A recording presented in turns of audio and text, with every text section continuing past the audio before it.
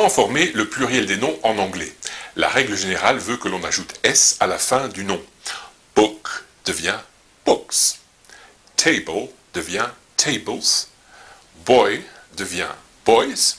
Et girl devient girls. Parfois, on doit ajouter non pas S, mais ES. C'est le cas pour les noms qui se terminent par SH, CH, S, X ou Z. Pour faire simple et marrant, les noms qui se terminent en sifflant.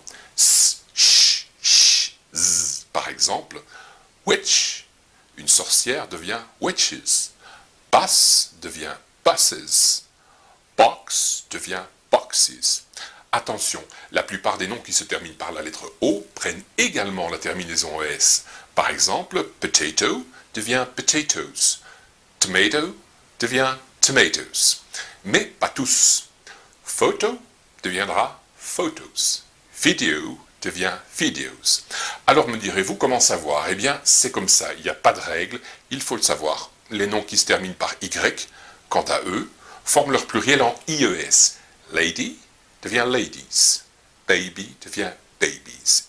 Et enfin, les noms qui se terminent par F ou FE forment leur pluriel en VES. Leaf, une feuille, devient leaves. Thief, un voleur, devient thieves. Knife, un couteau, devient knives. Et puis enfin, il y a tous les irréguliers qui échappent à toutes les règles. Il faudra les étudier par cœur. Et oui, c'est comme ça. Vous trouverez facilement la liste sur le net des pluriels irréguliers anglais. Et en voici, par exemple, un florilège.